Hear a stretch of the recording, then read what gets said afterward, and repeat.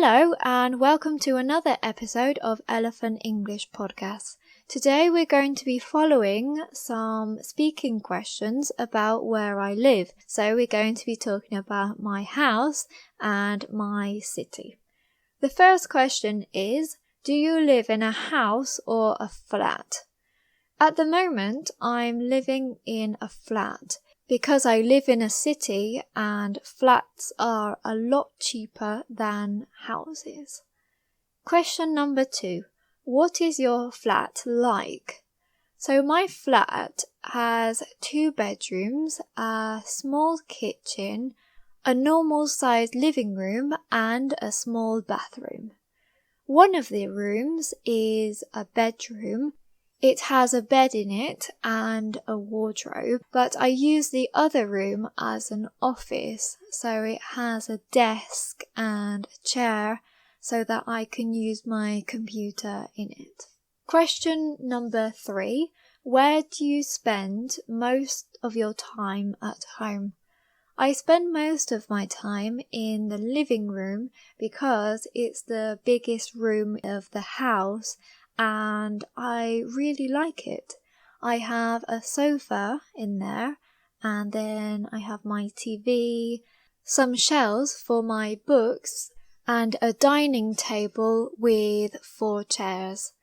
Normally when I'm in the living room I watch TV or I'm on my laptop or spending time with my cat, who enjoys spending time in the living room too because she has her toys and her bed in there. Question number 4. Have you got a garden? No, I don't have a garden because my flat isn't a ground floor flat. I would like to have a garden, to have some flowers and to spend time outside, but in a city it is very difficult to find a flat that has a garden. Question number 5. Is your flat in the city centre or in the outskirts?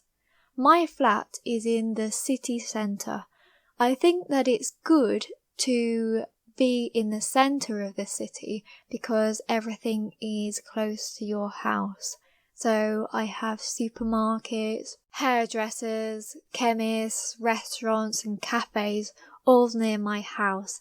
I think that you pay a little bit extra to be in the city centre, but it is worth it because you don't have to spend so much money on petrol. Question number 6. Why is it good to have a house in the countryside? I think that if you have a house in the countryside, it is very relaxing and quiet. It's a totally different lifestyle to living in the city centre. And I think that if you enjoy spending time in nature and having a garden with flowers and plants, then this is the best place to live for you.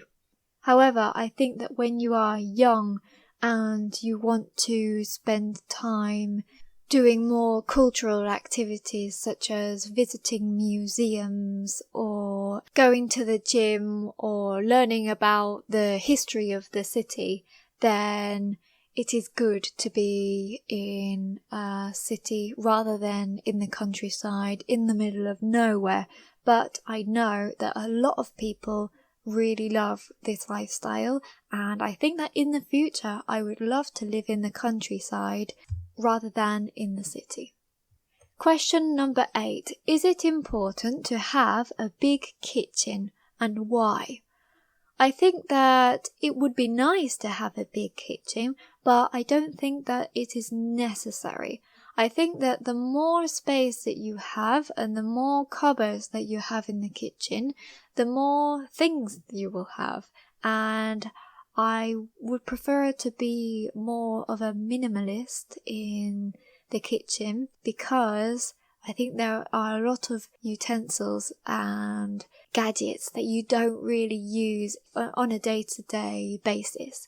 So I think it's best to have the least objects possible in the kitchen The next question is, have you ever moved house? Yes, I have moved house a lot of times because I have lived in a lot of places and countries. I think that when you move house in the same city, then it is less stressful. But when you have to move abroad and you have a limited amount of things that you can take with you, it is a lot more stressful and you have to plan it very well. The final question is, what would you like to change about your flat? Well, I would like to live in a house actually, so there are a lot of things that I would change about my flat. I would like to have an extra bedroom so that I can have a gym, and I would like to have an extra wardrobe to store things because only one of my bedrooms has a wardrobe.